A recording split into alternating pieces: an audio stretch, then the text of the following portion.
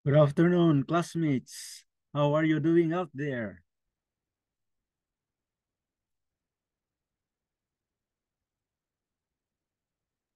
Afternoon po. Okay, maraming salamat. Ilan muna po tayo sa ating class. Good afternoon, sir. Okay, that's very good. Good afternoon, sir.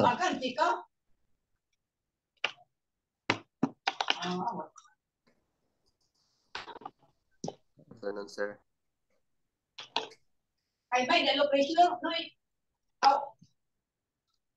Kami sa mga debate, sa mga gulo. Oo. Nando, no? Oo.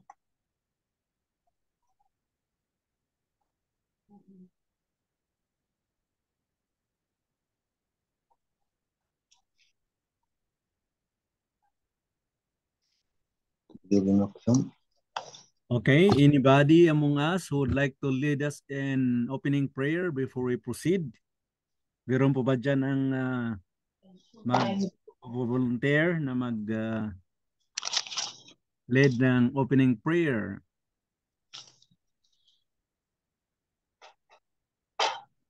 Ako po, sir. Let's pray po. Okay, sige, please go ahead. Ayaw na, no, ibayad na lang pagkakas para may mas dali.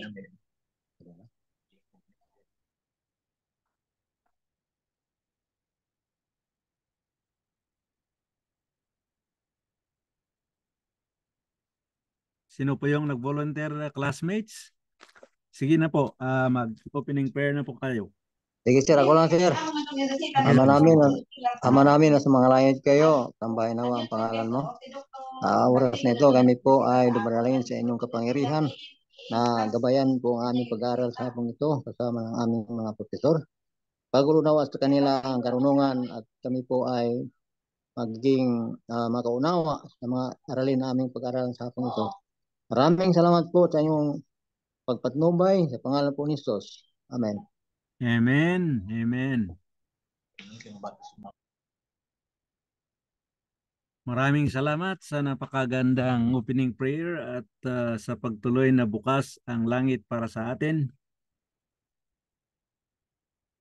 Okay, so welcome po sa ating Strategic Church Leadership and Administration Session 9. So, for purposes of connecting us to what we had previously covered, allow me to give some or present some slides to recap our discussions last meeting. However, we said last time that for now we will continue with some sharings still linked on the former discussions we had about strategic leadership, especially on nurturing strategic mindset. Okay, so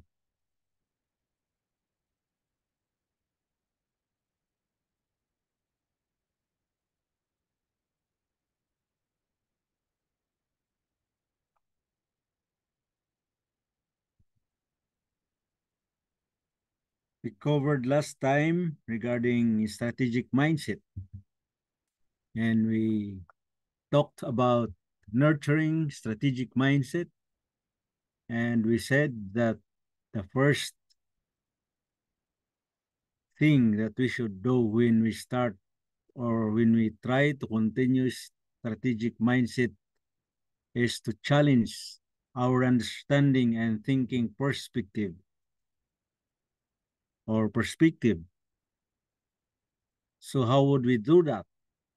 It says in our reference, broaden your perspective, expand your range of options, bearing in mind all the stakeholders' perspectives.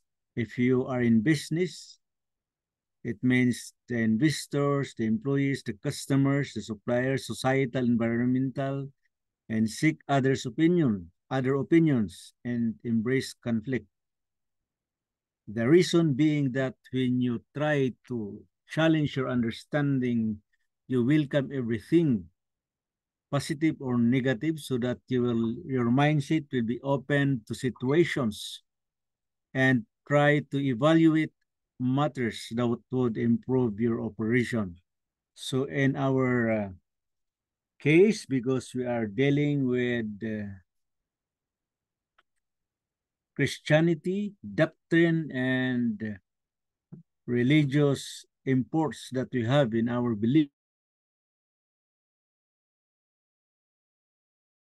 we share with other denominations or to understand their other teachings. That's why we have covered some of that in the subjects offered by Dr. Arnel. Okay? So yun po ang purpose nun, palawakin natin ang ating pagkakaintindi at pagkakaunawa. So that we will not be having, we will not be likened to a horse whose eyes are covered at the sides and cannot see both sides, no? Sa atin, we cannot do that because we are dealing with people, persons, personalities.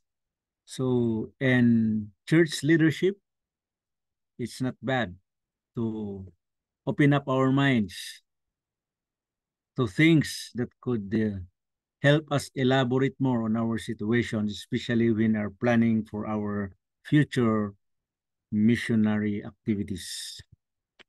Second, we talk about observing and learning.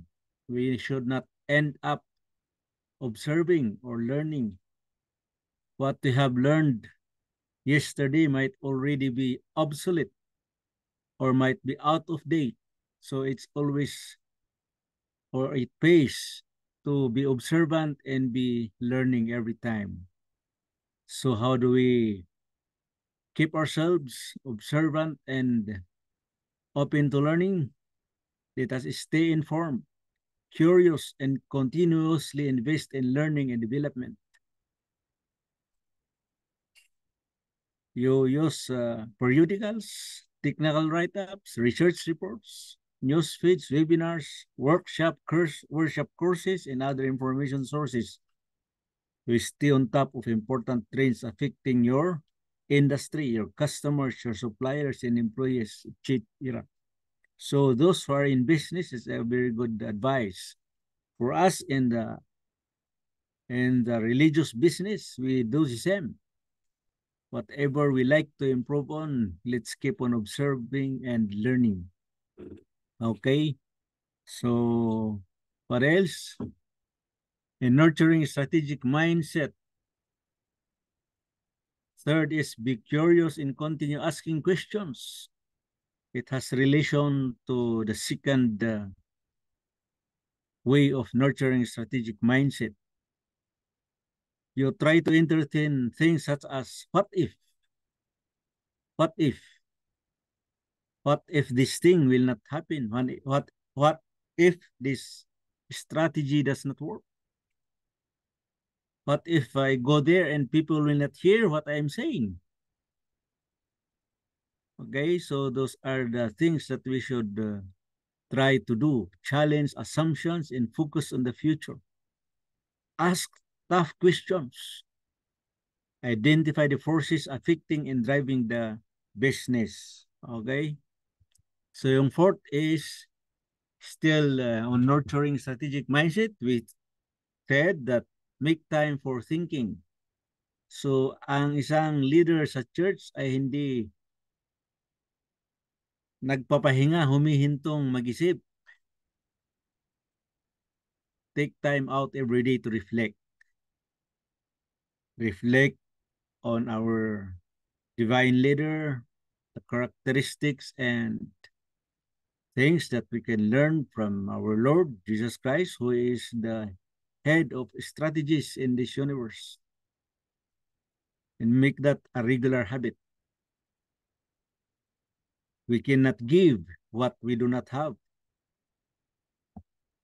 We cannot share what we don't have in ourselves. So, in starting or maintaining a sound strategic mindset, it always space to stop, take time to think. By that, we will develop an ability to be proactive rather than reactive. May inisip tayong paraan, huli pala, no? So it doesn't work. We are 30 minutes late. Which means that we can identify and repel potential threats before they do real damage. We know very well that in our case, enemies are internal and external. So yung mga bagay na yun po bigyan natin ng tamang pag-isip. Okay? Enough time to think. And we finally said last time that in order to be strategic, we need a solid understanding of the industry context. Ano bang industry context ng ating pananampalataya? Okay? Siguro, let's start from the basic. Maybe it pays to be conversant with the 28 beliefs, the foundation of our faith. Okay? The good news that you can develop a strategic approach and mindset through training and coaching is a nice alternative. It will be significant in terms of building our confidence that will impact the things that we do in the boardroom, meaning in the preparation and beyond the boardroom. So after the planning and everything that we've done, then we go out and strategic mindset is very important. So we end up last time with sit work on our choice. Which do we prefer? Fixed mindset or growth mindset? And I was very enlightened last meeting because after our 15 minutes workshop, 15 to 20 minutes, there are from our group or from us who voluntarily shared the result of their sit work. And until now, I cannot forget yung mga contributions ng mga naunang nag-discuss, nag-share ng kanilang mga opinion, choice, at bakit yun ang napili nila. At napakagandang pakinggan na bawat isa pala sa atin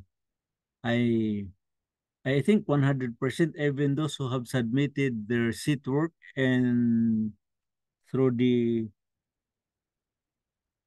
online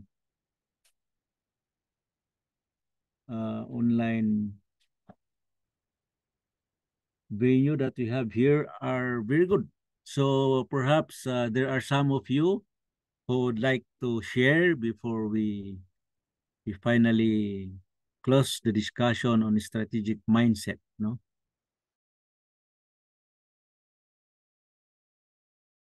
Tayo, we are 40 plus. Siguro another 5 or 6 would do. We are 43.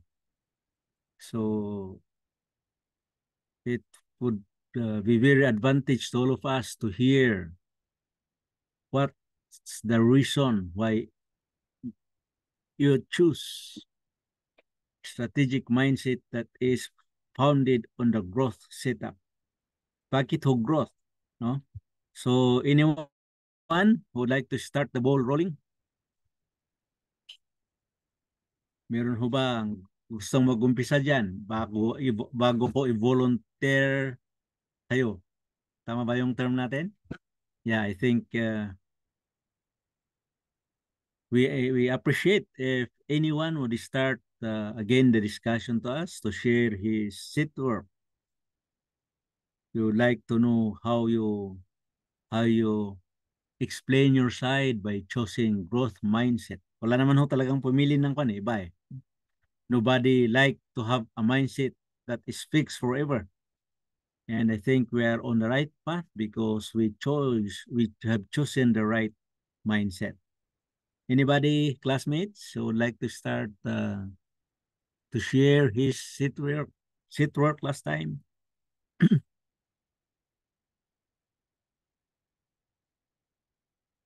Hello?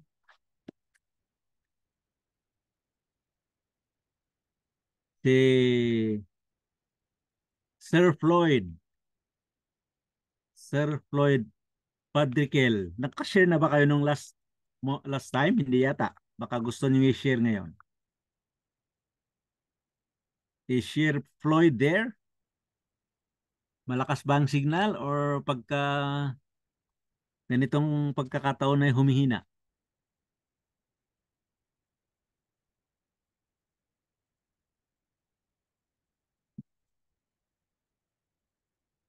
Okay. I think Brother Alberto is raising his hand.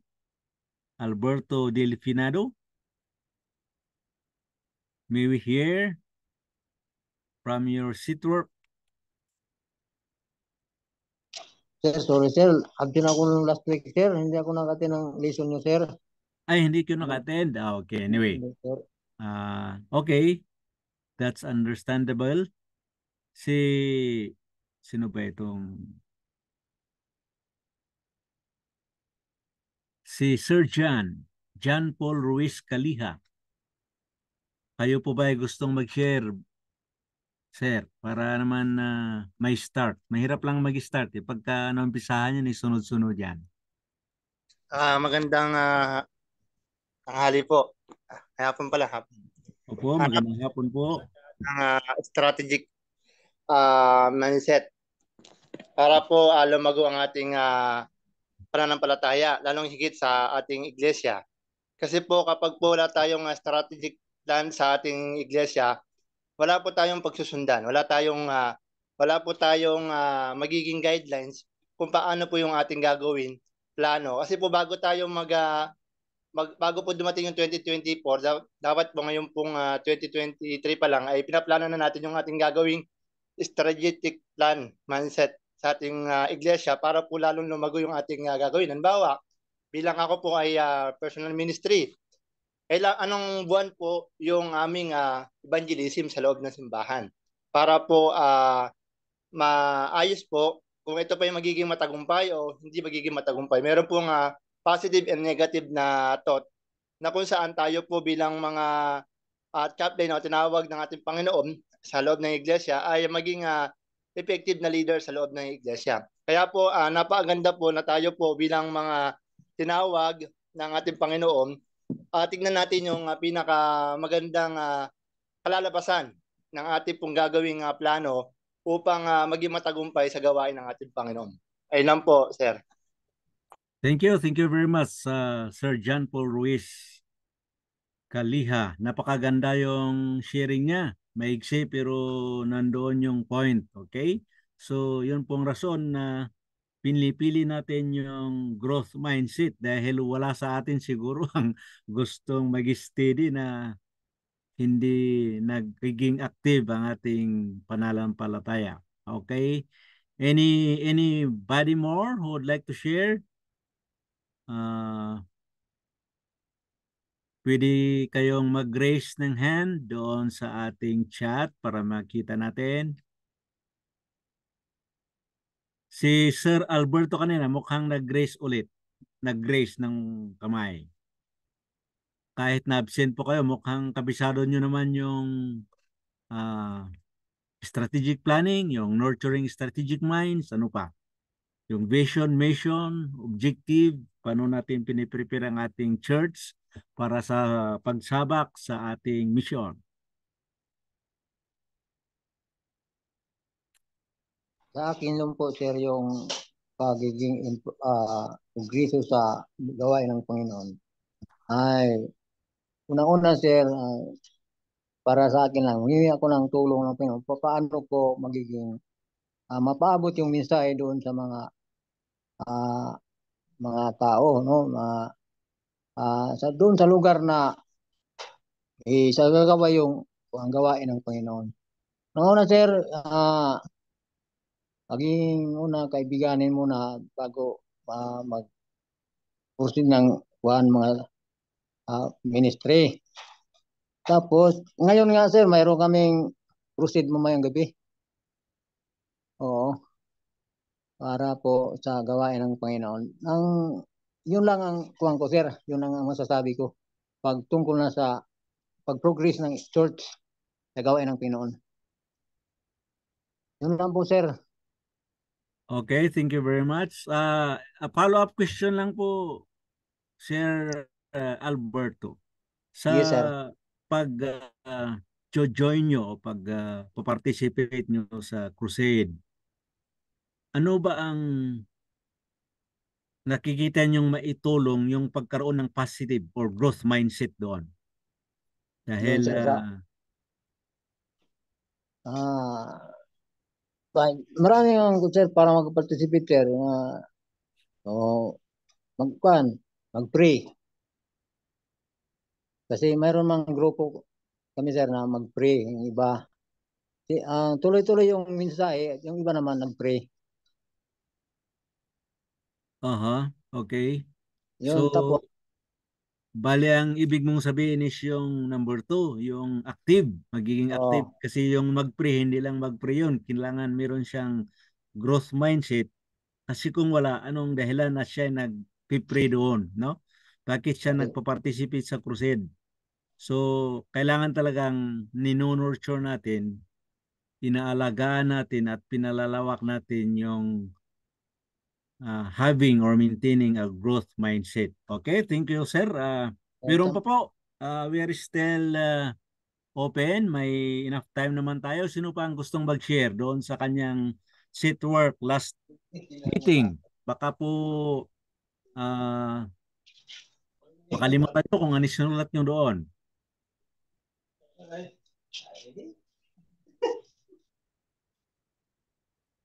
Si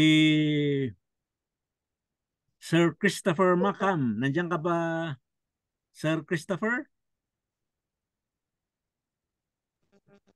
Hello, sir. Yes po, nandito po. Okay, baka gusto mo yung worksheet mo last yes time, po, sir. ay sheet work nyo?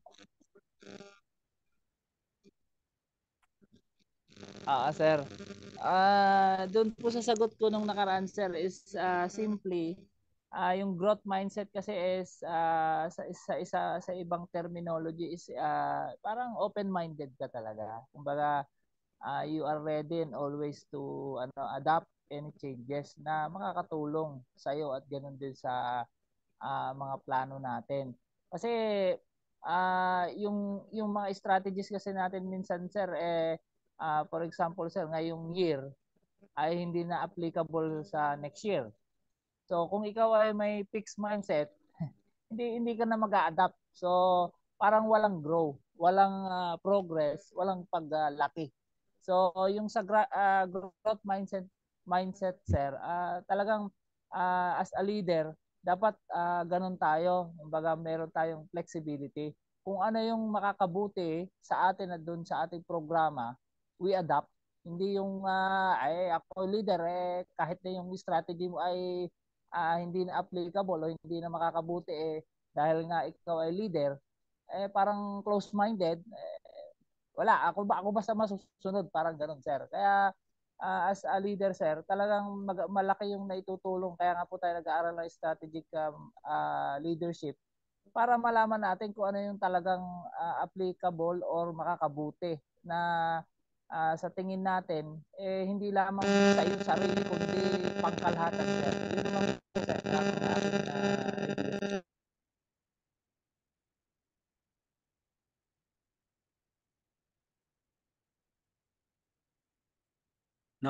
Naka-mute kaya ta Sir Christopher? Ka-mute? Or nawawala yung signal? Naka-mute pa sir. Hello sir. Hello sir. Okay. Okay. Kanina pa ako nagsasalita, ka-mute pala sir. Yung sa akin sir, yung pinasa ko nung nakaraan sir, growth mindset at saka fixed mindset. Simply yung ano lang po yun sir, growth mindset parang ikaw ay isang open-minded person or leader. And then yung pong fixed mindset, talagang close-minded ka. Kaya nga po tayo nag-aaral ng strategic leadership kasi doon sa growth mindset, dapat yun yung isa sa mga qualities ng ng leader eh. Kasi you are ready or you are very flexible na kung saan you entertain po yung pwedeng possible na solution or strategy doon sa gagawin mo o kahit po sa iyo. Kaya doon po sa growth mindset, talagang merong progress at saka may paglaki, may development. Unlike po dun sa mindset, kumbaga yun at yun na, as it is na. Lalo na sa mga leader na talagang close-minded. Ayaw nila yung nakakapag-suggest ka, nakakapag-advise ka. Kaya yung parang yung room for improvement, wala doon sa sa fixed mindset. Kaya maganda po sa atin talaga na as a leader ay meron talaga yung tinatawag na flexibility. Yung kasi yung maaring yung strategy po natin ngayon ay hindi na siya applicable sa susunod. So what you will do? So you need to adapt para nang sa ganon kung ano po yung makakabuti doon sa sarili mo o kaya doon sa iyong kinasasakupan o sa programa mo ay kailangan mo talang i-adapt kasi for all time sake. Yun lang po yung parang idea ko doon na Sir Joben. Thank you very much, Sir Christopher. Very, very good sharing. Oo.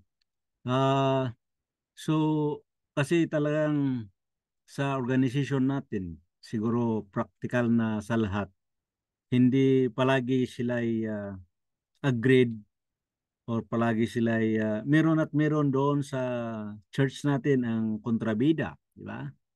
So tama yun. We should in nurturing our strategic mindset, kailangan natin ihanda na open tayo. Kaya kailangan talagang nakahanda rin tayo kung ano man ang magiging ang iba kasi kumukontra dahil hindi sa ayaw niya.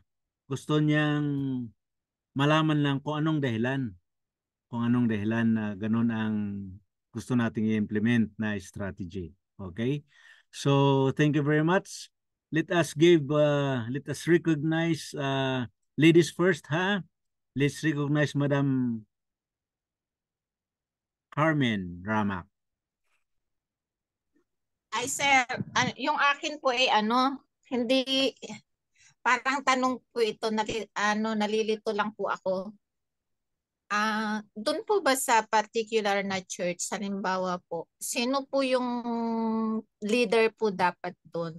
Pastor po ba o yung mga elder, yung mga officers? Okay, magandang tanong. Okay, ha? May question dito na Kasi sino nakapost. po yung mga plano? Kasi yung sino ba yung maghe-head dun sa mga plano? Halimbawa, binaba nga talaga yung plano from CLC, kung CLC man yan. Sino po dun sa local church na, sino po yung mangunguna talaga dun? Pastor po ba o yung mga mga officer ng church? Okay, thank you, Madam Carmen, for the very good question. Okay, nakikinig naman siguro ang lahat dyan sa 44 natin. May question dito. Sa church, sa actual na situation, sino ba daw ang dapat natin sundin or sino ang dapat masusunod? Yung pastor or yung church officers? May gustong siguro mag-share dyan. Okay? Sino sa tingin nyo?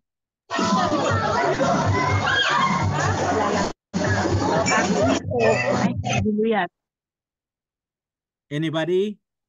Ako po, sir. Okay, sige nga. Go ahead, please. Sa akin lang po, sir, kailangan mo susunod dyan yung leader talaga, sir. Yung leader, kaya kay Moses. Si Moses naman sinusunod, sir, sa mga Israelita. Kaya dapat sundin yung leader. Follow the leader, sir. Brad, sino nga sa kanila? Maraming leaders doon sa church, di ba? May elder, may ano pa yun? Ibang position. Sino sa kanila? Yung first elder. Chief elder. Oo. Okay. So, dapat sundin yung church elder. Hindi na yung pastor. Yung pastor, sir, sa ako naman yun, sa district lang yun. Pero dyan sa church, ang nangangasiwa dyan yung talagang elder. Okay. Sa kanya So, ang kapangyarihan na magbigay ng kung alin ang dapat gawin. Yung elder talaga. yung elder. Okay. Very nice position. Meron pa ba ang iba dyan na may ibang... Sir Joven, Yes, Doc? mag-share lang po ko, Jeremiah Shuga po. Sige Sir, po, si Brother Jeremias. Yuga. Okay. sa current organization kasi natin, yung pastor natin yung tinatawag na chairman of the board. And then lahat po ng elected officers are board member. So sa isang planning o sa isang strategic planning, magkakasama pong mag-sharing, magkakaroon ng brainstorming. And then yung mapagkakasunduan, that will be the plan, no? Pero since meron iba-ibang department yan, kung ano yung programa ng isang department, ihain niya yon and then pag-iisipan po ng lahat. Ngayon, ang still masusunod pa rin yung kabuuan, no? Kasi ano yan kaya nga tinawag na board members, hindi pwedeng may isang masunod. Ngayon, ang maglilid pa rin is yung ating pastor as chairman. Pero in the absence of pastor, kasi alam naman natin na ang mga pastor natin ay hawak isang distrito at minsan 10 simbahan, 10 church, yung elders po na nakatalaga po sa church in case man na hindi available yung pastor. Okay, thank you for that. Meron pa magdagdag dyan? Meron pang ibang opinion kung sino maglilid, yung pastor or yung mga officers? Sir Joven. Yes, Pastor, go ahead. Joey Cotana po. Sige po, Sir Joeyco. Yung sinabi itong pinakahuli po, yun po yung pinaka-standard natin. Ano po? Na meron pong chairman, pagkatapos ay yung chairman hindi po niya overruled ang decision sa church, kundi galing po sa board lahat kung ano yung mapagkakasunduan ng board. But then ito naman talaga po yung reality. We have to accept the fact that sometimes may sa side ng elders na may mga points sila or may mga gusto silang isulong na agenda na pag hindi na pagbigyan ay syempre nagkakaroon ng hindi magandang pagkakaunawaan. Gayon din sa side ng pastor, kapag yung pastor din ay hindi na pagbigyan ay parehas po yan, ano? So in that kind of situation ay nagkakaroon ng problema. But then kung ang simbahan naman ay nagkakasundo sila, ang relationship ay maganda po, no? At talagang busy sila sa gawain, kasi kung talagang busy sa gawain yan, no time for mga ganyang mga agenda na magtatalo-talo sila, kasi doon pa lang sa trabaho ng gawain sa church ay sobrang dami na nilang dapat gampanan, mauubos ng energy nila doon sa ministry pa lamang. So wala na sila sa mga issues na mga dapat pagtuunan pa. So sa ganung punto po ay nagmamatter po yung relationship. Sa relationship po kaya medyo nagkakaroon ng mga diskusyon kung sino dapat yung sundin. Mahalaga na meron tayong susundan yung tinatawag nating Elders Manual. Ayan po, no? Meron tayong sinusundan po kung ano po yung mga dapat nating regulations, ano yung dapat nating hindi pwede, ano yung pwede, ano yung tawag dito, standard na dapat nating sundan.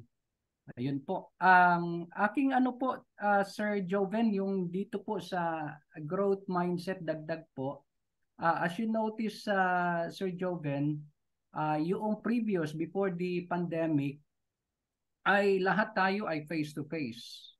But as you notice, nung pumasok ang pandemic, pumasok ang Zoom meeting. So marami pong hindi nakaka-adapt nito, at yung mga initial na entrada, maraming ayaw, maraming speculations about this.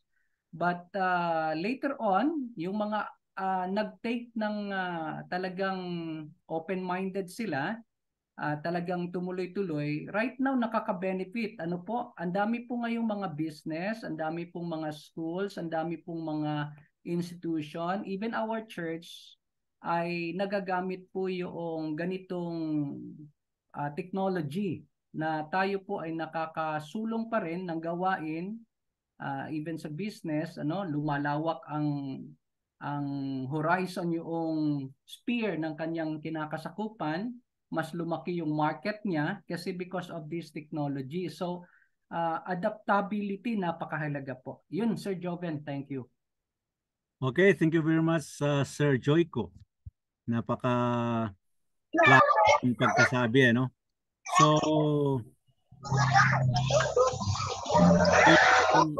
titignan natin, may umiiral na standard, no? May umiiral na standard.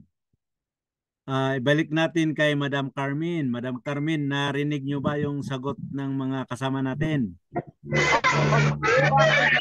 Naitanong ko lang po kasi yun kasi inaalam ko lang kung tama ba yung yung tingin ko sa gawain halimbawa ng pastor, halimbawa ang pastor po ba talaga, halimbawa distrito po alam naman natin na kulang tayo sa pastor.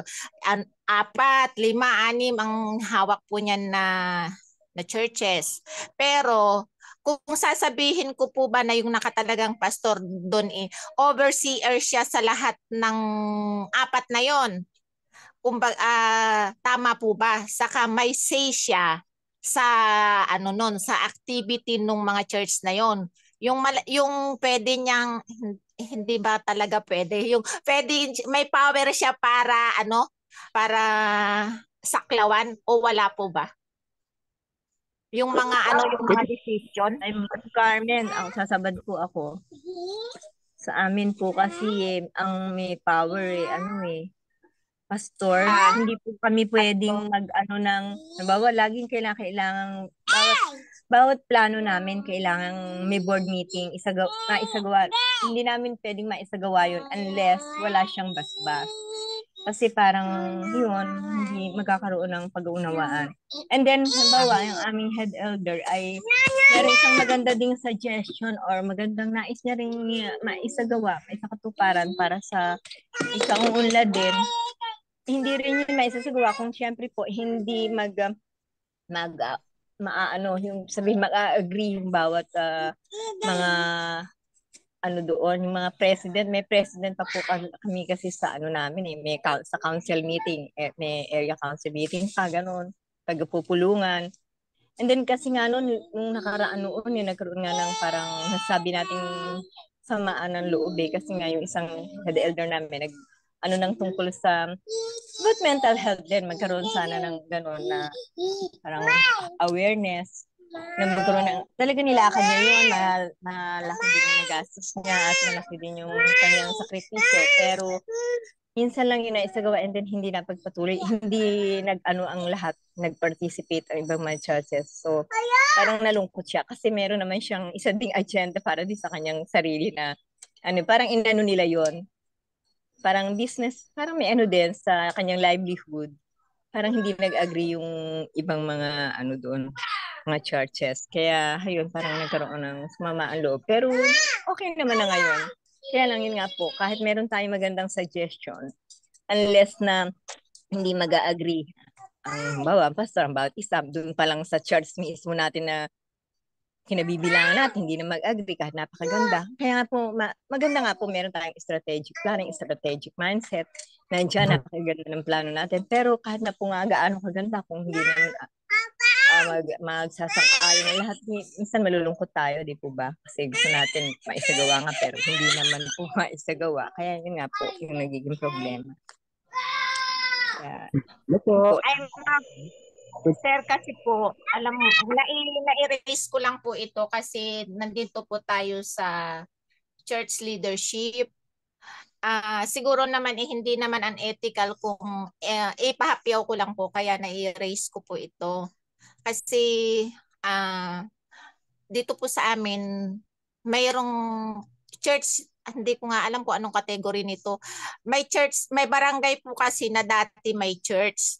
Then ang nangyari, bumagyo, nasira yung yung church. Matagal bago na ipagawa. Yung mga member doon, kung saan-saan na.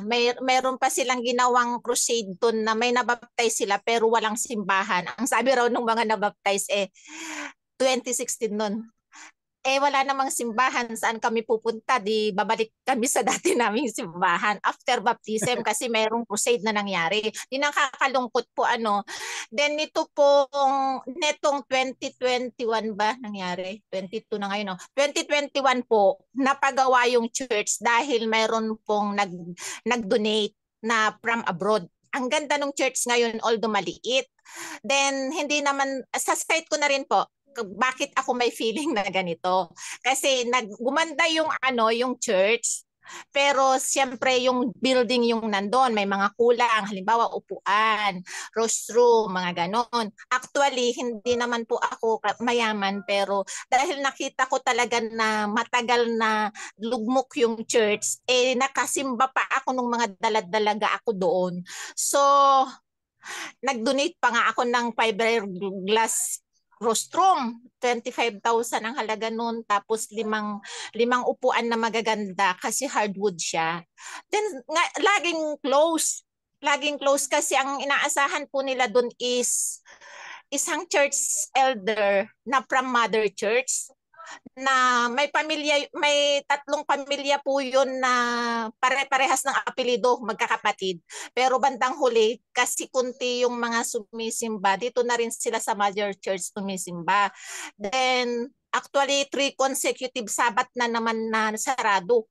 Samantalang nung bubuksan po yun ulit, nung naayos na yung church, kami pa nga yung mag-asawa yung naging dahilan na inalis dun yung baboy, na alagaan ng baboy talaga na mabaho para lang makasimba. Sinabi pa nga sa akin ng babae, Agpaisuya, Carmen, totoo ba, Carmen, na magsisimba na kayo dyan? Kasi sa tagal ba namang hindi sinimbahan kaya pinapaalis na yung baboy namin dyan. Oo ate, sabi ko, hinihintay na lang na alisin yung baboy nyo. Di sige, hintayin ninyo na itong month na to, alisin na namin. Tinupad naman nila. Sabi ko, anong sasabihin? Pinaalis lang yung baboy, bihira namang simbahan. Di kahapon doon ako nagsimba. Doon na rin andun yung pastor namin, district pastor. Tapos sabi ko doon sa nangangalaga doon na elder na dinala nila doon, na isang pamilya lang din. Kuya, sabi ko, kasi, di ba dati naman may pumupunta ritong care group kasi po yun, rotation yung mga care group na pumupunta doon.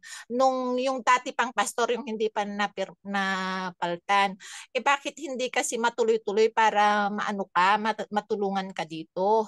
Tapos naririnig naman po nung pastor. Sabi ko, pastor, di ba dati ganun naman? Ang sagot sa akin ng pastor basta ako may schedule ako, sabi niya. Hindi ko alam yung schedule dun sa church, sabi niya. Sabi ko nga sa loob-loob ko, pero hindi po ako sumagot. Ang nasa isip ko lang hanggang saan ba yung reins ng sakop nung pastor namin para halimbawa may pagpatuloy kung yun yung napagkasunduan noon na kailangan may care group dun tuwing Sabado na sasama doon para magsimba, para dumami. Actually, nakakaawa po kasi meron silang organ, wala naman marunong tumugtog. Hamakin mo yung 3 tao, 4 na tao, 5 tao lang na nag-aakapela, nakakaiyak na tignan.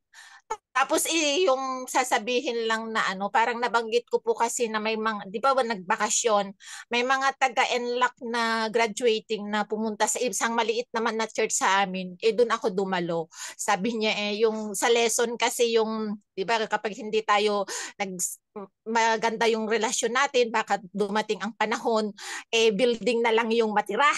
Parang naikwento ko yun. Sabi, sumabat yung pastor nung na yun, patlak. Pero ang kakwentuhan ko yung elder, Sabi niya hindi na mangyayari yun. Biblical yun na hindi mangyayari. Kahit mag-isa mo lang dito na isang pamilya mo lang, basta buksan mo to magpatuloy ka. Ang sa akin naman, ako ba, hindi ba ako manghihina kung ako lang yung nandun na walang support from my mother church?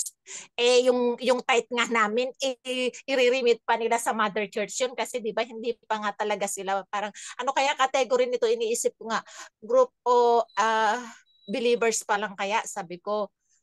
Hindi kasi ako updated So, ang tanong ko lang talaga sa sarili ko, wala bang power yung pastor para, halimbawa, hindi naisip nung mother church na, nga pala, nakalimutan namin na kailangan pala nung church na yun yung ayuda namin na yung care group rotation may pumupunta doon tuwing Sabado. Hindi niya ba pwedeng sabihin, ganito, ipatupad na natin yung napagkasunduan ninyo noon na tuwing Sabado pumupunta, basta kasi ang sagot may sarili akong schedule, hindi ko alam yung schedule nila.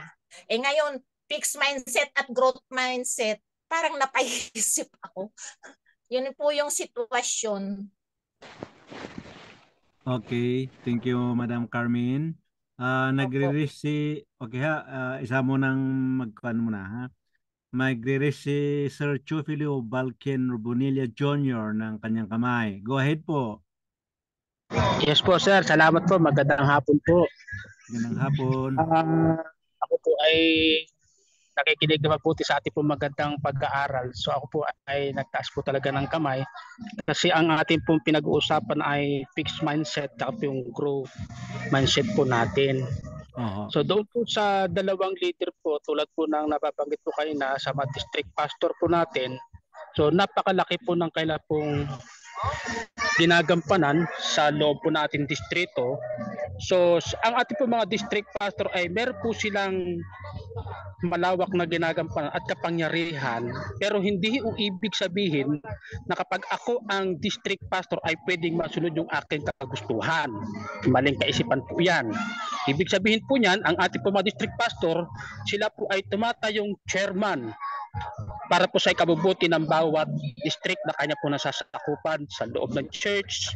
So ibig sabihin, hindi niya po pwedeng ipatupad kung ano yung kanyang kagustuhan lamang, unless na kung talagang yung problema halimbawa ay nakapokus, halimbawa po ang problema ay nasa akin, ako isang member po ng church, ako po yung problema doon. So ang pastor po natin ay pwede po siya magpatupad ng kanya pong gusto, pero idadaan niya pa rin po yun sa board. So ibig sabihin, kakausapan niya pa rin po ang ating pong head elder. So ibig sabihin, ang magiging function po ng ating pong district pastor ay kukonek pa rin po siya doon sa head elder at sa board, at sila po ang magsasagawa po ng desisyon. So iyon po yung aking isa po sa mga naintindihan diyan po sa gampanin po ng ating district pastor. Hindi po pwede na ako district pastor dito, ito yung gusto ko, ito yung dapat masunod. Iyan po ay alam din po ng mga district pastor natin na hindi po lahat ay pwedeng saklawin yung kanila po nasasakupan. Doon po naman sa mga church leader po natin ay parehas lang po sila ng gagampanan po ng ating pong district pastor. Kumbaga, yung po mga church leader po natin, so alam din po nila kung hanggang saan din lang po yung kailan pong function po nila. So ibig sabihin po nito sir, ay ang district pastor, ang bawat leader po, sila po ay pumapagitna sa kanilang pong posisyon. Hindi ho sila basta pwede magpatupad ng kanilang sariling gusto.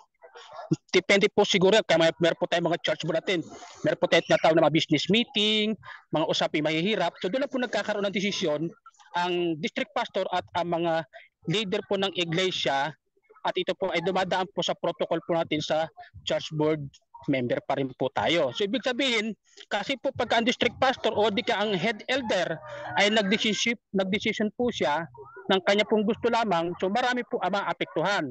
Pwede pong masira ang relasyon po ng kapatid sa loob ng iglesia. So kaya po dito po sa nakikita ko sa pag-aaral natin, kapag ikaw po ay lumalago ang iyong kaalaman as a leader, so alam mo kung paano mo timbangin ang bawat panig ng iyong nasasakupan.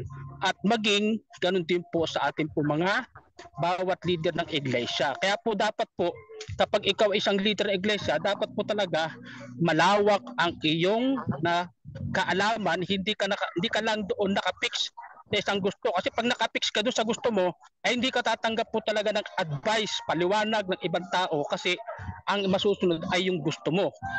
Kaya napakahirap po talaga, sir, kaya kailangan as a leader, alam mo kung hanggang saan ang iyong saklaw, kung kailan ka dapat magpatupad ng mga batas, at magiging maingat ka sa iyong tao na iyo pong lalapitan para maiwasan po yung kampihan. Yun po, sir, yung pong gusto ko na po midagdag sa ating pong pag-aaral. Salamat po. Okay, thank you very much, Sir Bonilla Jr. Nagpataas ng kamay si Kwan ha, saglit. Bigyan natin si Limuel Arellano, Brother Limuel Arellano. Brother Limuel, go ahead.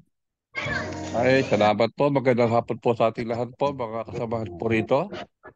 Tunay po, napakaganda po na sinabi po ni Joe Pino Jr.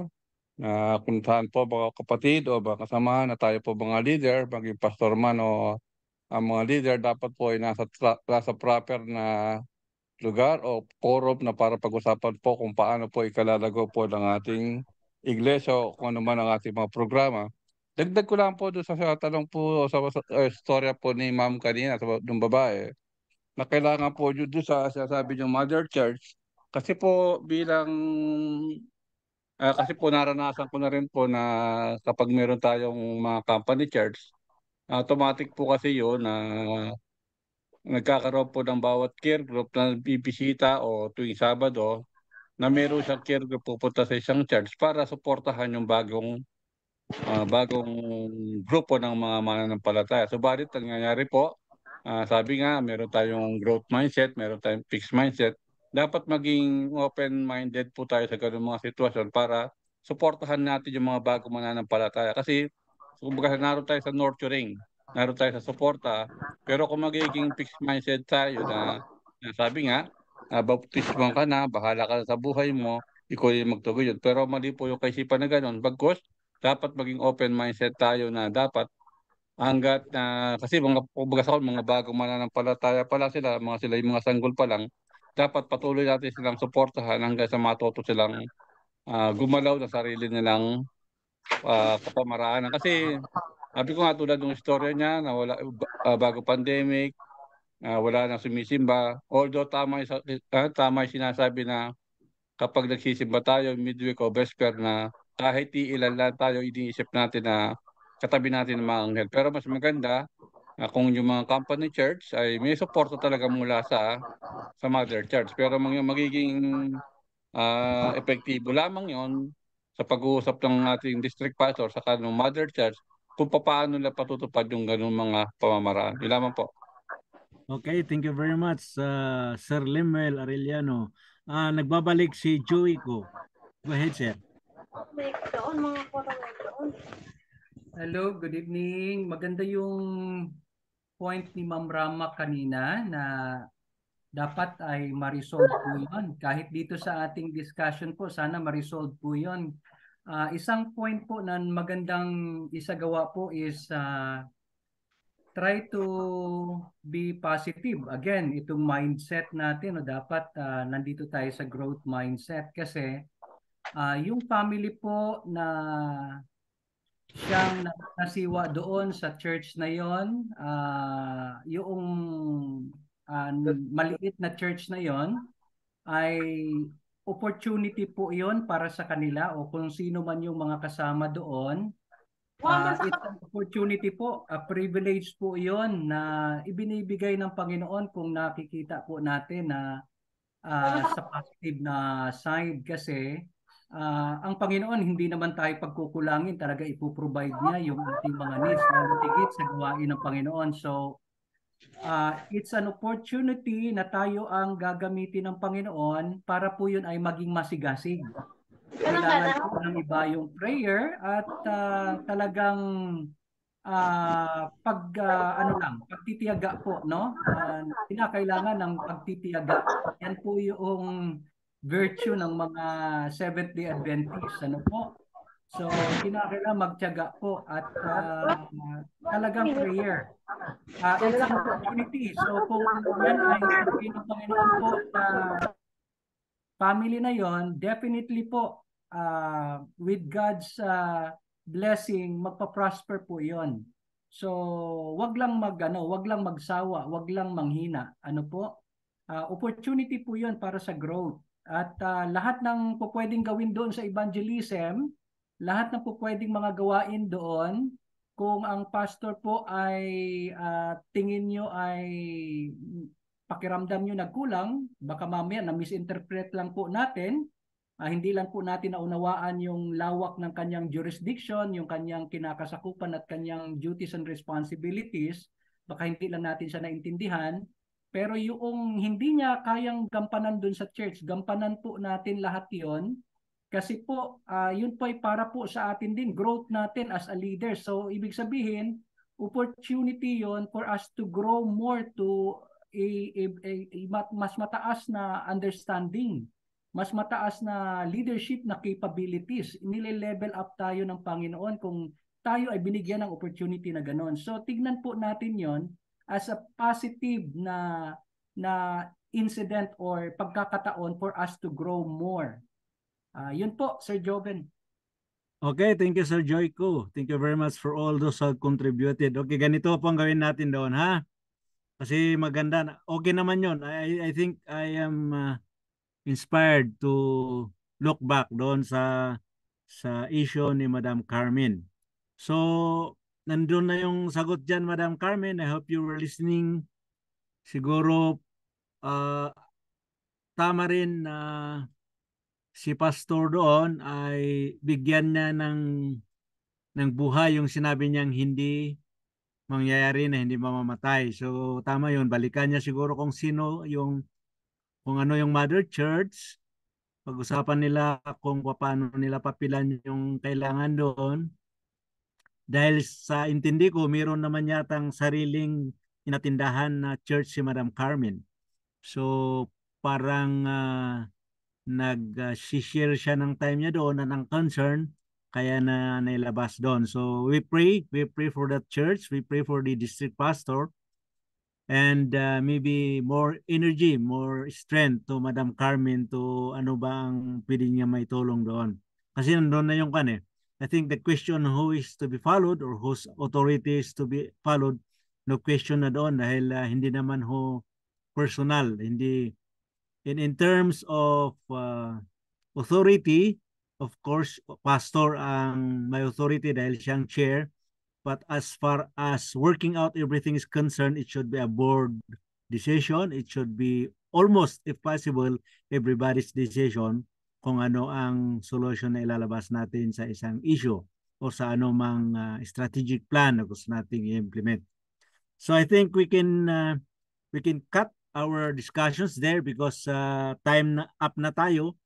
Anyway, we have more time sa next meeting. Maybe we can take a short look on what you have just discussed and then isunod natin doon sa next na topic natin. So thank you very much everybody for listening and for participating actively. Thank you for all the ideas, the insights, and the things that you have shared in our class. So I hope Madam Carmen will be ready to take over in few seconds. Madam Carmen, are you okay? Yes, sir. Yes, sir. Okay, please take over for our subject with Madam Carmen. Thank you very much, everybody. God bless. Okay. Thank you po. Magandang hapon po sa inyong lahat. Mag-lesson po tayo hanggang may battery po ako. Kasi sa Dilasag po, andun ako kanina, brown out. Tumawag ako dito sa Dinapigi, may ilaw. Pagdating namin sa bundok, nagki-clearing po pala sila. Pagdating namin dito, wala na ring ilaw. Ang inaasahan ko, battery. Pero 1 linggo nga po pala kaming binaha, kaya medyo lobat siya. Pero nahihiya po ako na absent ulit. Kasi absent na po ako nung linggo. Ano lang naman po, kung hanggang saan aabot ang aking battery, basta namimiss ko po kayo, gusto ko po kayong i-meet. So, for the start, let's request Brother Fer for our prayer.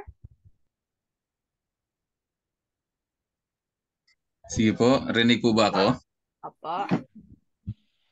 Sige po, tayo po ay manalangin.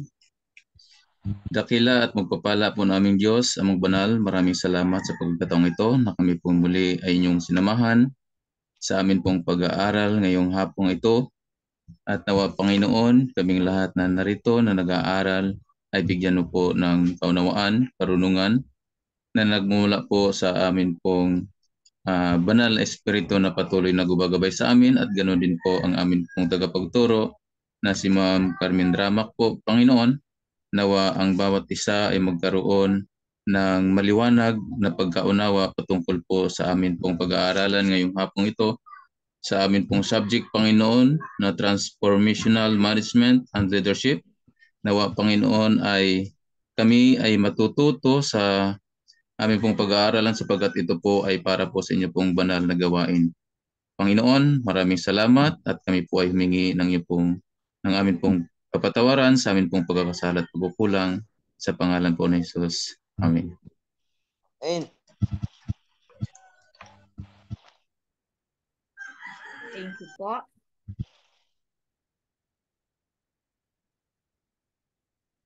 Nasaan ba ako?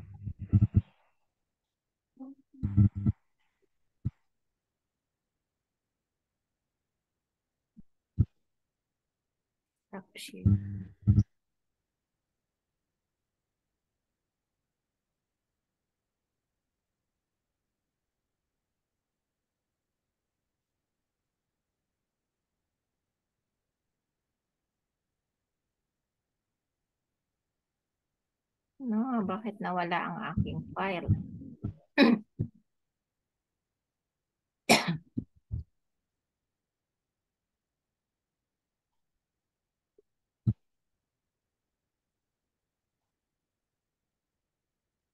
Assessment.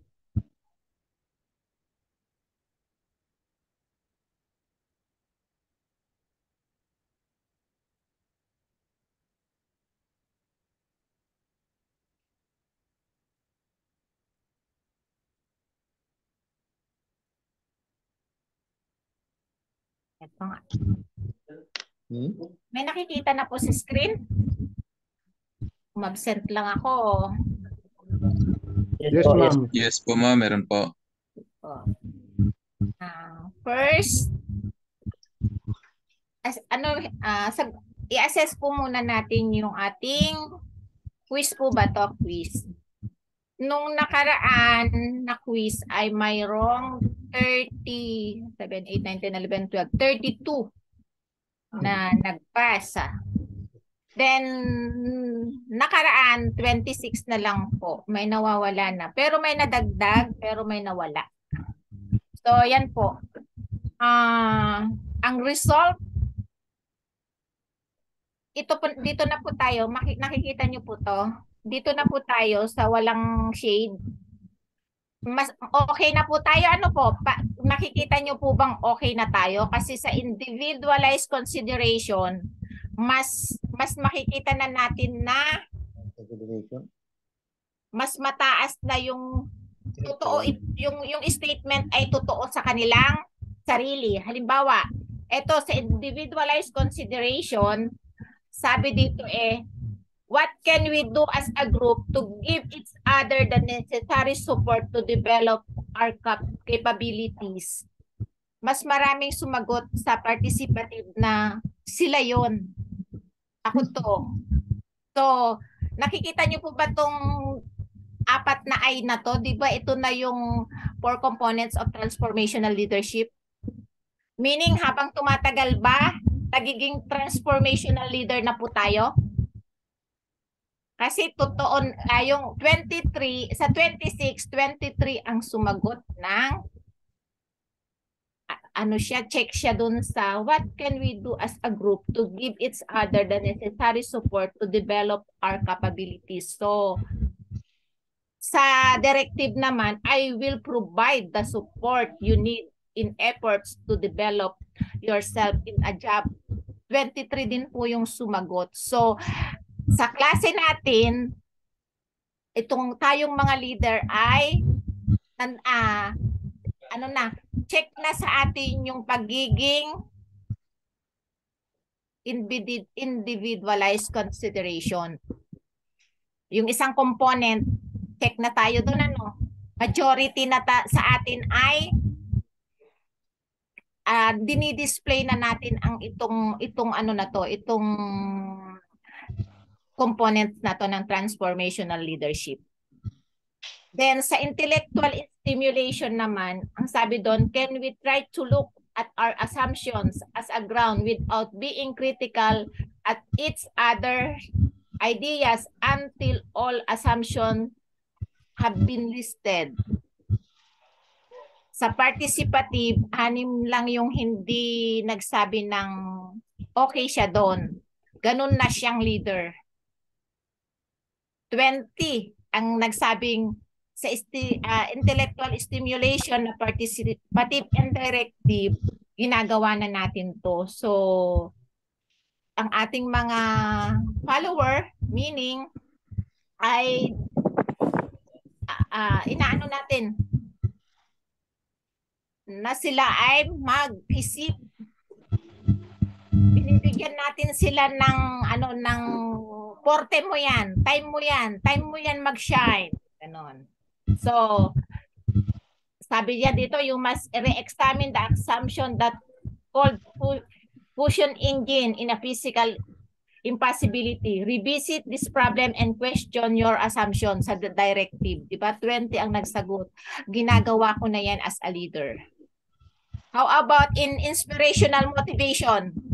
Sa participative, 25 sa klaseng ito ang sabi niya dito, let's work together to merge our aspiration and goals for the good of our group.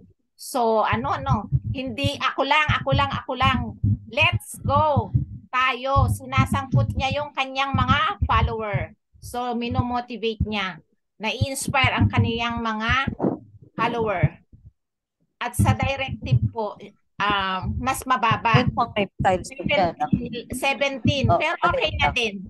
Kasi sa directive naman ay you need to say to yourself that every day you are getting better. You must look at your progression and continue to build upon it over time. So nakaka-inspire din naman, di ba? Nakaka-inspire. So kapag ganyan ang ating mga leader, sa tingin nyo po ba magkakaroon pa ng bahala ka dyan? Di ba? Siyempre, hindi na. Then, dito po, how about sa idealized influence? Participative, 24. 24 sa mga nagsagot. Sabi niya, we can be a winning team because of our faith in each other. I need your support to achieve our mission. Oh, di ba? I need, hindi yung ako ang leader. Wag nyo akong turuan. Hindi siya ganun. So nakakatuwa naman dito sa klase natin. But dun sa directive po kasi medyo mataas yung yung hindi niya pinapractice yun. Sabi niya dun sa directive I've made the decision to cross the Rubicon, so there's no going back. You must trust me and my direction to achieve what we have set out to do. So, nga, sa tingin nyo po ba talaga kailangan nating maging transformational leader? Nakakatuwa naman po kasi na tayo dito Sana nga lang po talaga yung natututunan natin. Put natin sa practice kasi ang ating mga local church nangangailangan. Kailangan nila tayo. Sa ating mga workplace, kailangan din nila tayo. Kailangan nila ng mga transformational leaders. So, gusto nyo bang i-reveal? Talagang, po yan, pinagtsatsagaan ko yan. Ito po yung mga nagpasa. Bali, ang mga nagpapasa na 37 na, dati 31 lang. Pero meron din hindi nagsagot. Pero hindi naman po kasi ito, hindi ito compulsory sa mga nakatapos na. Yung mga bago lang po. Pero at least, na-assess po natin yung ating sarili. Sabi nga, ulitin ko yung sabi ni Ma'am Sherlyn, hindi naman para sa akin, para sa inyo rin. Next, hindi ko po mabuksan yung laptop na kung saan mayroon doon over this week. Isesend ko po sa inyo yung kayo naman i-assess nyo po yung inyong sarili. Ano yon? Sasagutan nyo po talaga yung MLQ questionnaire. Okay po ba yon? Sagutan na lang po ninyo sa inyong free time. Okay po ba tayo doon? Isisend ko po individually doon sa mga nagsisend din ng mga o lahatan. Individually na lang po kasi wala tayong GC doon. Hindi ko na rin kukunin yung email ninyo doon sa ano po, doon sa Messenger, isisend ko po doon. Kasi meron pong MLQ questionnaire akong nakuha pero nasa isang laptop lang po kasi na lobat hindi ko mabuksan. Kaya isisend ko na lang para at least ma-assess po natin yung ating sarili kung yung measurement of transformational leadership, measure din po yun natin yung ating sarili. Parang ganun po, dun po sa pa-assignment po ni Ma'am Sherdin sa ano naman, yung sa husband, yung may sinagutan din tayo sa pagiging parent natin, kung authoritative tayo, may ganun din po tayong sasagutan. Isesend ko na lang po. Then, go back po tayo sa lesson po natin. Continuation.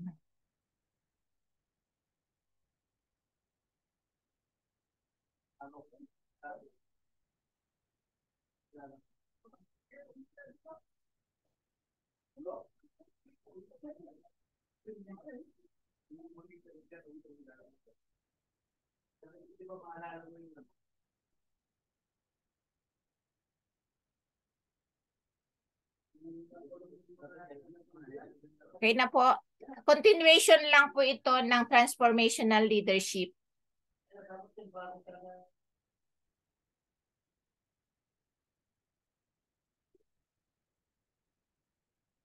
Di po ba nasabi ko sa inyo na ipapakita ko po sa inyo para lang po kayo magkaroon ng idea, hindi po puro paano na ba? Nakikita nyo po? Para Opo, hindi ma'am. po tayo puro magchuri-churi po dito. Sino po yung ano, yung sa kanyang workplace nag-aano po talaga? Nag-a-assess o nagpe-performance rating? Wala po. Po. Iba-iba po kasi tayo. Ito po yung sinabi ko nung nakaraan na ginagamit namin. Tingnan nyo po ito. Binura ko kayo. 2012 pa ito. Pero napaltan na po ito. Sa una, mayroon kaming performance target. Ito, yung weighted average. Nakikita po ba? Hindi. Kikita? 100% lahat yan. Inaano po namin yan. Bali, may percentage po bawat activity. May quantity, quality, and time. May target po yan. Kung itong sample sa assessor's office po kasi ito, kaya tungkol sa kanilang mga ina-assess. Kaya ang unit, yung sa quantity nila, ang unit nila number. Pero depende po sa klase ng trabaho. Meron din sa quantity, pwede lang naman. Kasi sa trabaho ko, pwedeng maging ano lang yan. Yung quantity ko semi-annually. Kasi ang inventory magiging first quarter, pwedeng January to November, January to June at July to December. Parang ganun lang. Pero yung quality, siya dito nilagay niya very satisfactory. Pero ako, pag quality, ilalagay ko yung quality ko 100% completed, 80% completed, ganon. Then sa time, pwede mong sabihin January to March, hanggang kailan mo pwedeng matapos Yun lang, ganun po mini-measure yung yung para ma-measure yung performance at the end ng rating period. Ang rating period po nito semi-annual, kaya January to June, July to December naman sa susunod na rating period. Then, ito na yung kanyang mga target. Ang gusto ko lang pong ipakita rito yung sinasabi ko na pwedeng i-rate ng follower yung kanyang boss. Ito na po yung part na inano na to sinamarize na. Tingnan nyo po sa critical factor, tinitignan kung courteous yung supervisor o yung head, yung leader, saka yung kanyang follower, yung employee. Sabi dito sa courtesy, polite, kind, and thoughtful behavior toward the public and client, manner of speech and action. So, ano ba sa courtesy? Yan yung mga mini-measure, polite. Yung pag sumagot, siyempre dapat, hindi pa ba lang, siyempre may po. Kaya, di ba, nauso lahat tayo ngayon, sir, ma'am, ganyan.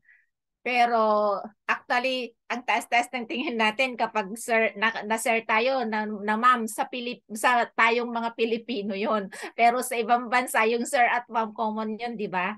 Pero sa atin, parang minadam ako, ang taas ko.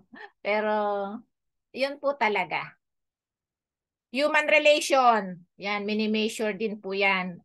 Ginigradean yan. Punctuality and attendance, mayroon dun sa factor yan. Initiative. Yung initiative, starts action, projects, and performs assigned tasks without being told and under minimal supervision. At di ba, kapag ka merong opening ng vacancy na ninyo yon, nababasa ninyo yung can work with naman yon, strict supervision. Yung naiisip ko, ano ba yung strict? Ano kaya yon? Habang nagtatrabaho ako, nasa likod ko yung boss. Pero hindi pa naman ako nagkaroon ng superior na ganon. Malaya naman ako. Yung kapag leader, ito, may item dito, supervisor, para sa supervisor lang to. The manner of guiding, influencing, motivating, and developing confidence of subordinate to work as a team to accomplish the task.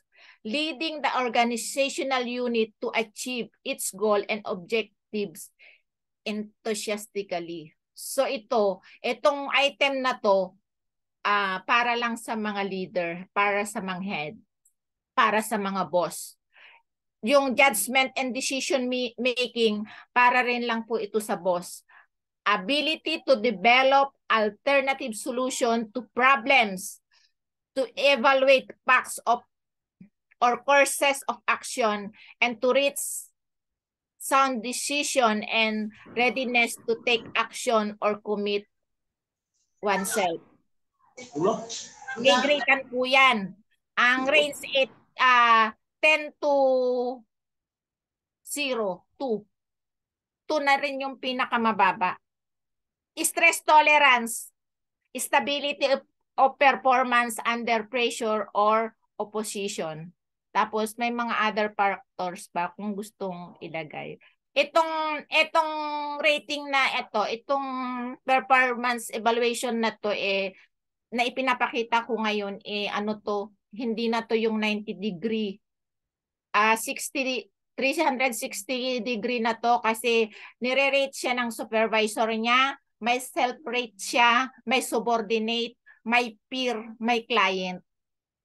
Nire-rate ng lahat. Ito yung sinasabi kong ginagamit namin noon. Kaya lang inalis kasi nakakaganti kami sa boss. Dito sa subordinate, halimbawa ikaw, may head ka re-ratean mo yung iyong supervisor. Re-ratean mo siya sa punctuality and attendance niya. Andito yun. I-check mo lang. ito na rin yung ano ng MLQ. Sabi niya, not more than 3 times tardiness and 4 days absent, stay in office even after office hours to complete assigned responsibilities at hand when needed at all time. Kapag pag yun dinidisplay yun ng boss, ng leader, 10.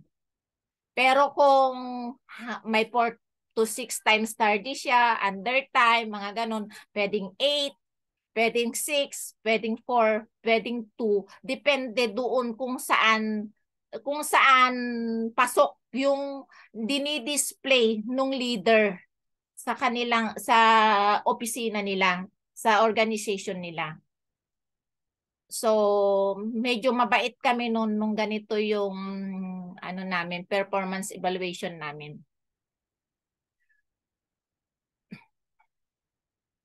Pwede, nire-rate din siya sa accomplishment of work.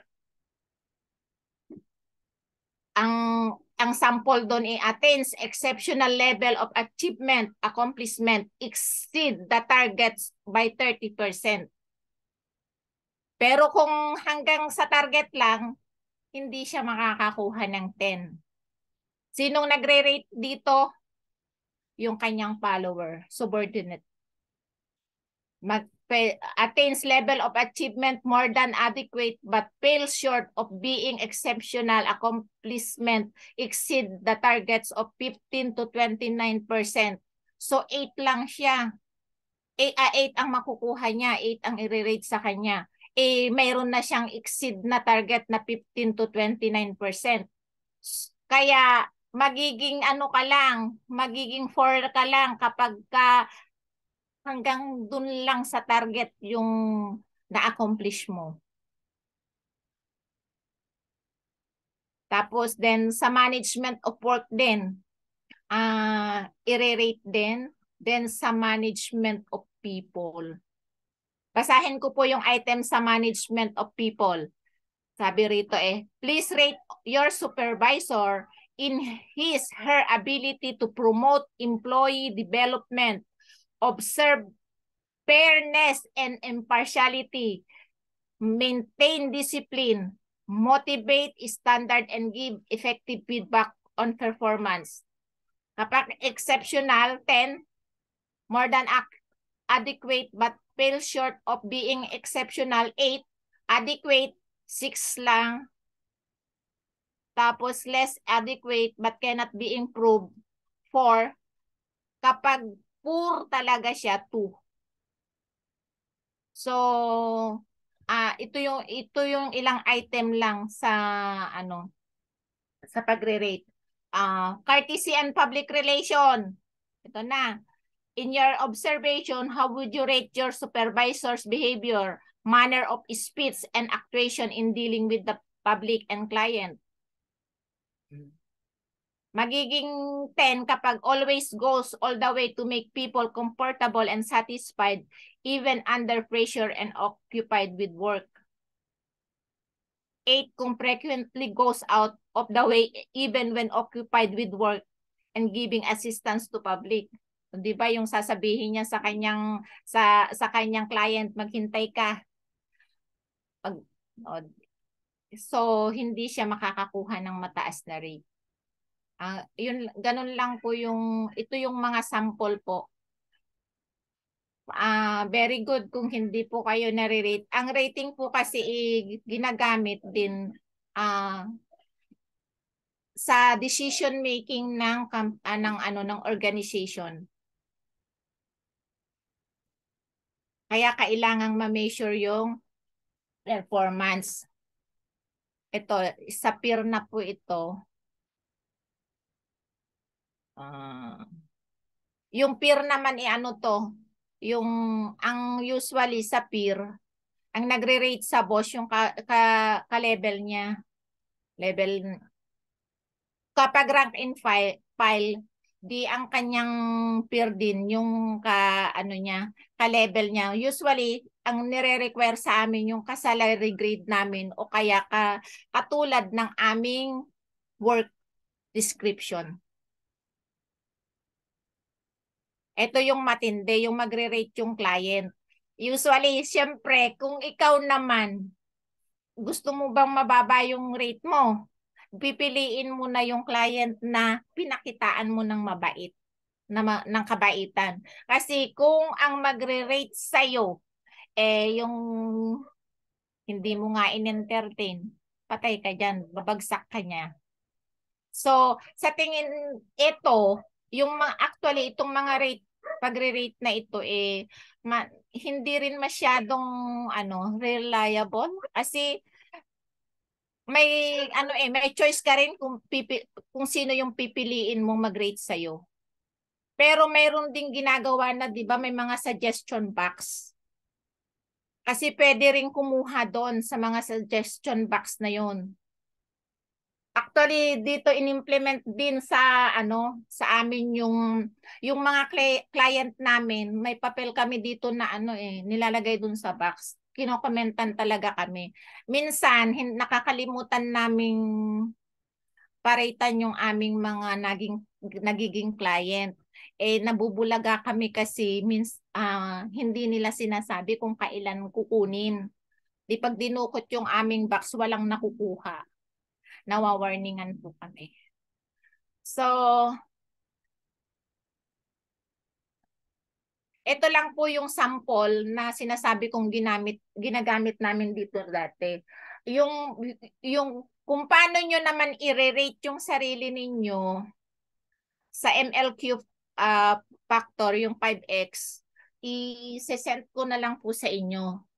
I-consider natin na kayo po yung leader na nire-rate. Then, hindi lang naman po MLQ ang ginagamit para ma-measure ang transformational leadership. Pwede ring mag-diary. Ano ba yung diary? Sino ba po ba ang nakasubok mag-diary? Anyone? Ano po yung ginagawa pag diary? Yung mga panahon po namin, nakita ko si Cras, umaga, morning, ano ba ngayon? November 11 ba? November 11, nakita ko si Cras, doon yung ganyan. Di ba diary yon? Tinatago pa nga yun eh. Sino pong nakaranas? O hanggang ngayon, nagda-diary po kayo? Ako po, ma'am. Ako po. Ako, ma'am. Minsan, may time po, pero hindi naman napagpapatuloy.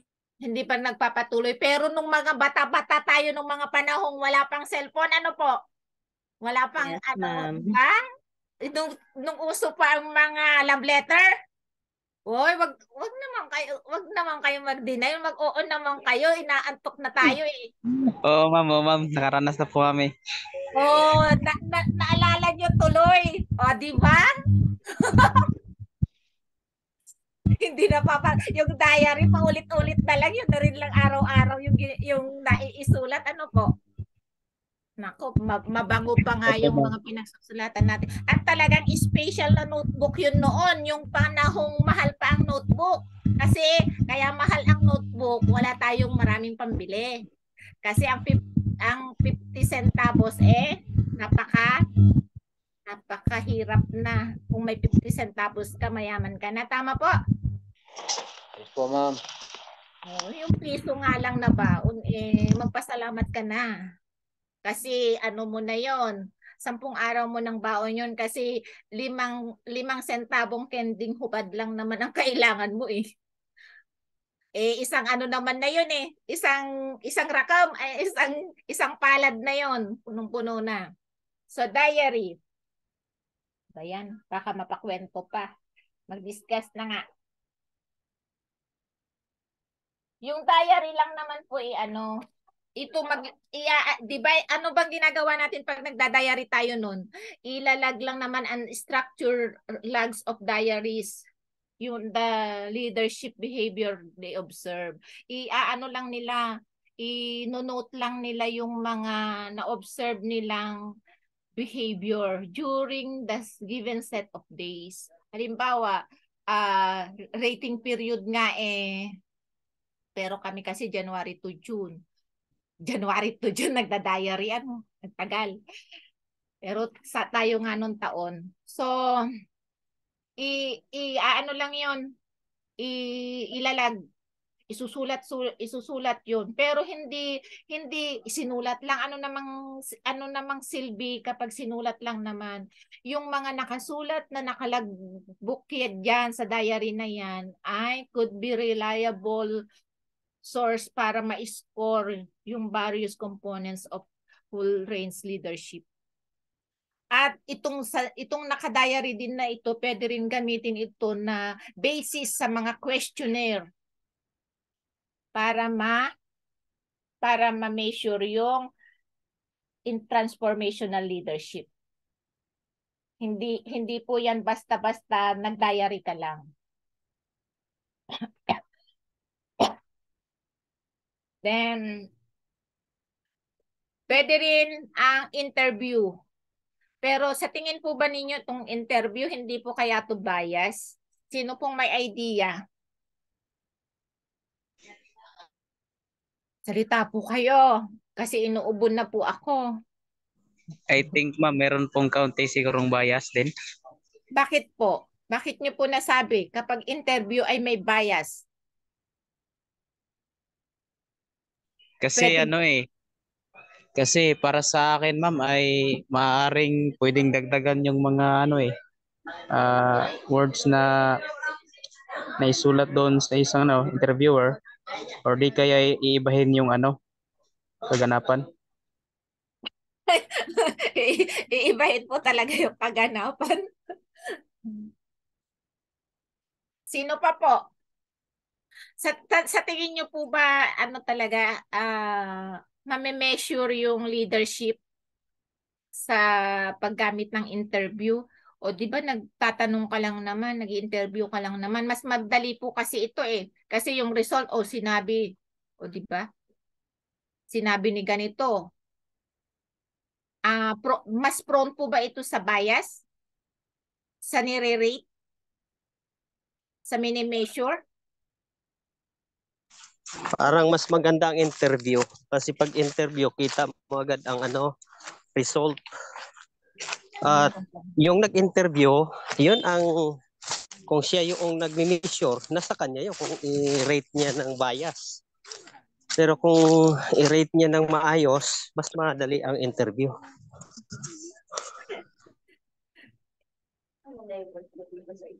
Yung interview po kasi ito,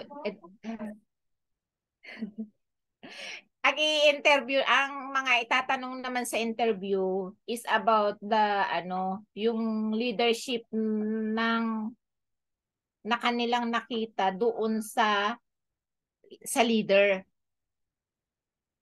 Ito na naman. Baka yung nakita mo kagaya nung kanina doon sa tanong ko, o baka nga naman na-misinterpret ko lang. Na-misinterpret ko lang yung behavior ng aking leader, nung leader na yon. So nung in-interview ako, ano nga yan yung taong yan, hindi nga yan nakikinig sa opinion ng iba, sa kanyang staff. So yung ganon. Yung pala, lang. Prone po ba ito? Ito yung tanong. Sa tingin po ba ninyo, prone po ba ito sa preconceived ideas? O lalo na ito, number 3, observational methods. Na-observe mo. Yung pagbumukha pa lang kasi ni Carmen, masungit na talaga. O yung mga ganun. So hindi yan isang transformational leader. Naku, lagot. Pag mayroon siyang preconceived na doon sa But, sabi dito, there are very much few attempt to assess transformational leadership dahil dito via observational method. Bakit po kaya?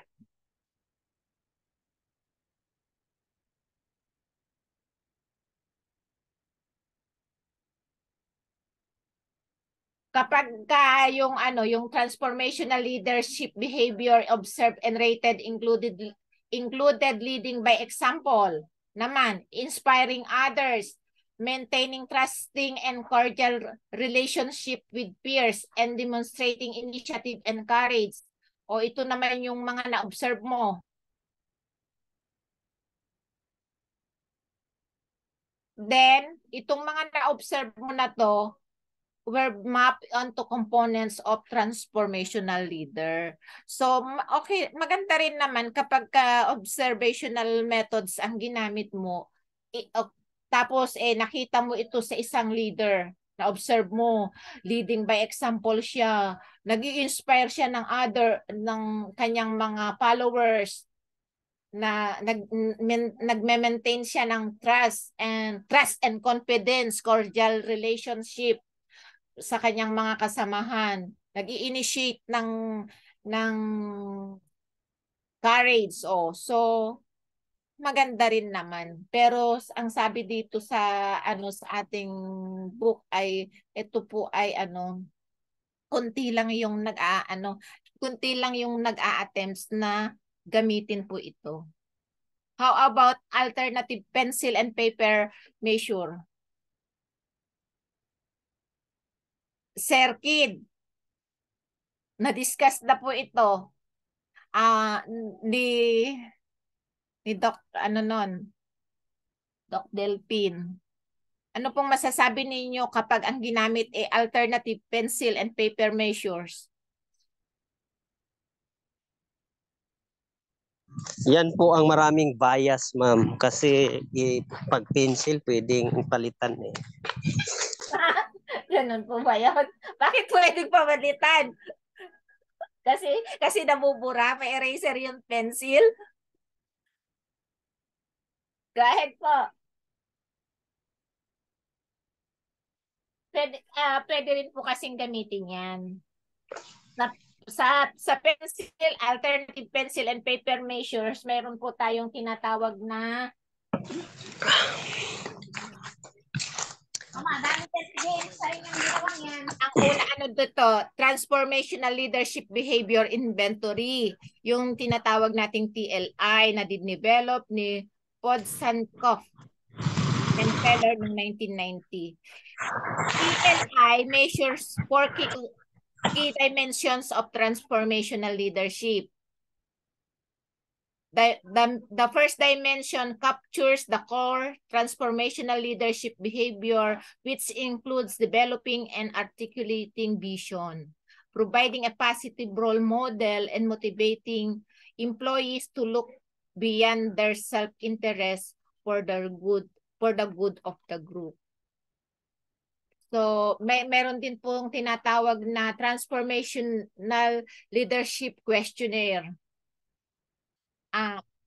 Yung TLQ naman, this new instrument that measure 9 factors associated with transformational leadership and is specifically designed for the use in public sectors.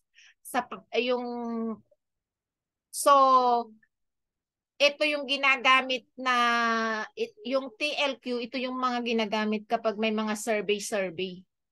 Pero sinasabi na ang TLQ has 8 scales ng genuine concern for others, decisiveness, determination, self-confidence, integrity, trustworthy, and honest and open-minded.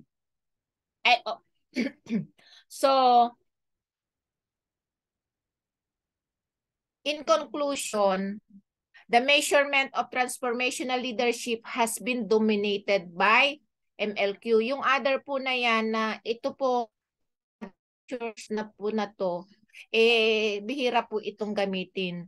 Sa transformational leadership po talaga, nagdodominant po talaga ang MLQ. Although there have been alternative measures developed to assess both transformational leadership and charismatic leadership.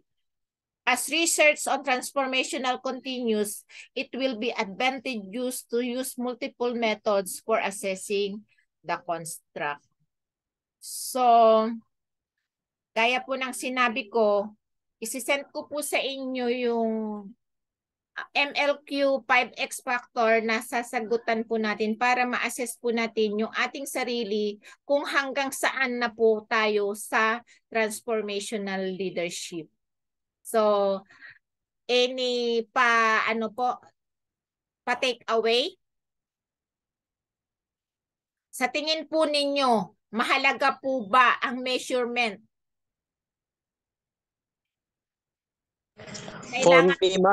Kailangan pa po ba talagang ma-measure ang ating leadership? Yes, ma'am. Kasi mahalaga na ikaw na mini-measure, malaman mo kung ikaw ay nag-improve or naging transformational leader ka, or ibig sabihin hindi ka dictator.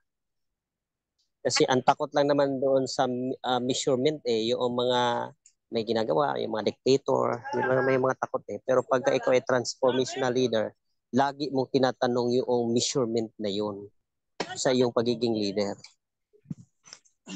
Tayo naman i-measure naman po tayo ng Panginoon. Pero ang tanong ko po, what if dun po sa ating sa ating mga churches ay meron din pong ganitong mga measurement. Ano po kaya? Doable po kaya ito? Okay po kaya kapag mayroon pong measurement din? Kasi kaya tayo magme-measure naman para sa future decision making pa natin.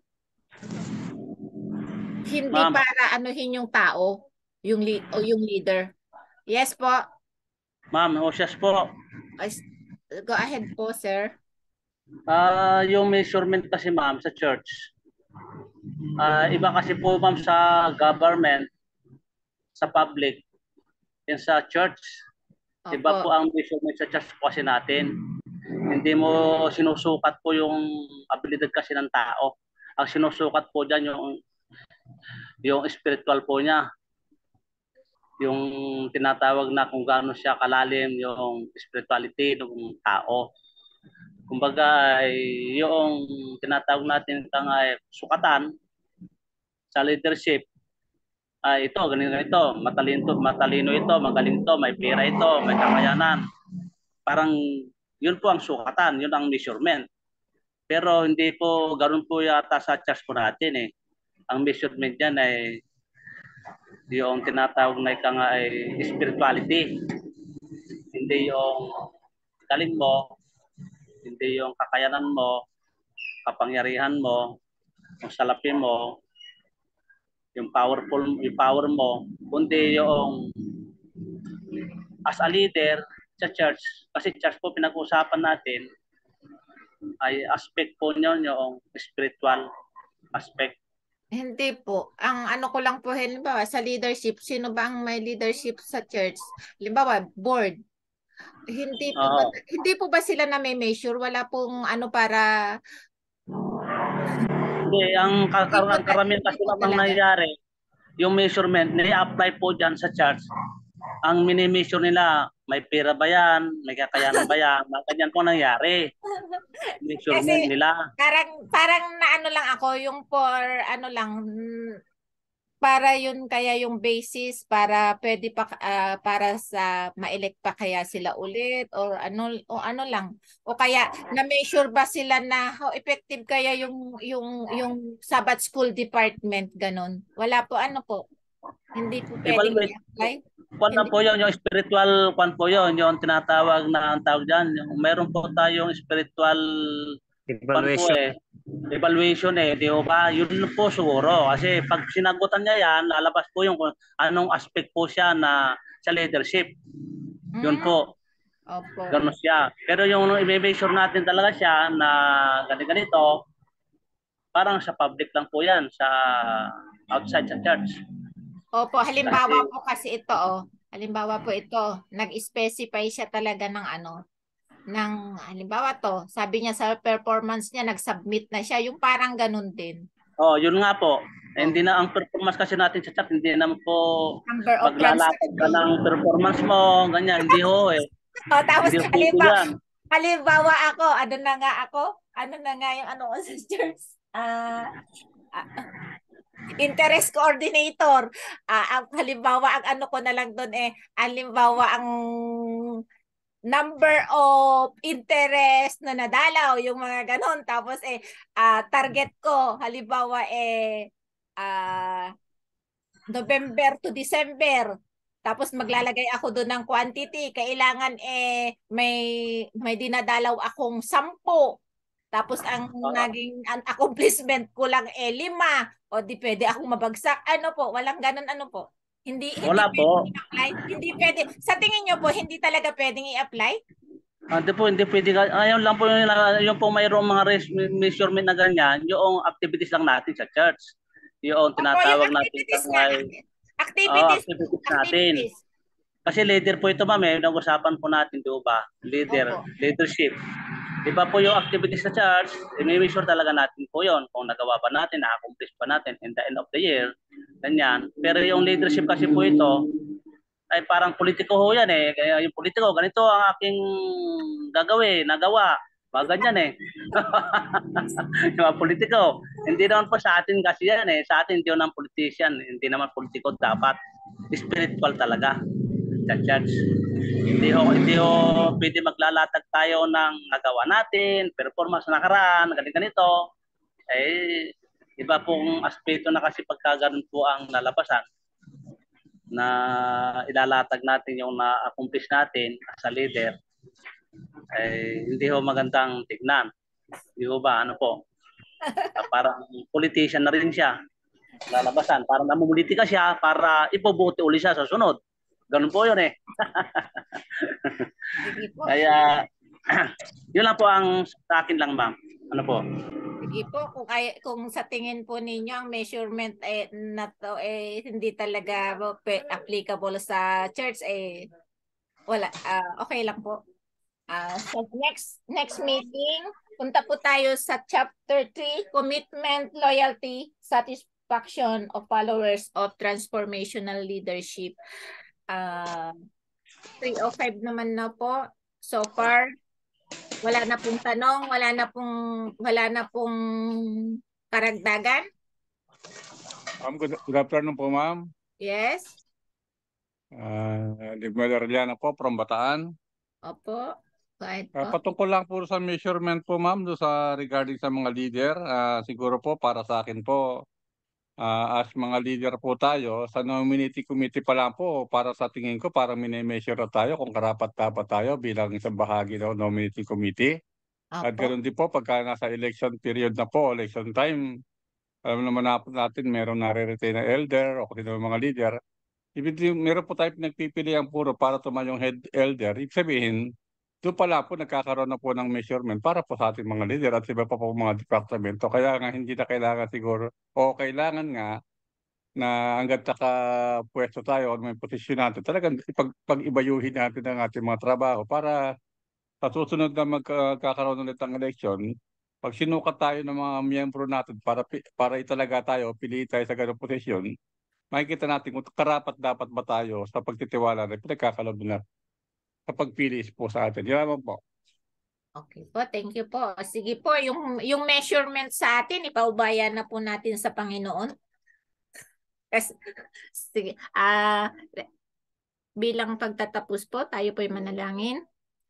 Mang banal na makapangyarihan ka po sa lahat, Panginoon. Salamat po na kami po ay magkatagpo-tagpo ulit sa aming virtual platform na ito, Panginoon. Nawa po sa patuloy pa po naming pag-aaral, ikaw po ang manguna sa amin at sana maging open-minded po kami sa anuman pong magiging mapag-aaralan namin at ma-put into practice po namin ang lahat ng ito. Maraming salamat po sa bawat pag-iingat. Maraming salamat po sa buhay, sa aming pamilya, sa amin pong logos, sa aming pong paaralan na natututo po kami na maging transformational leader. Ito po ay lubos naming pinasasalamatan sa pangalan ng aming Panginoong Jesus. Amen. Thank you po. See you on Sunday. Next Sunday. Bye-bye. Uwi na po muna ako.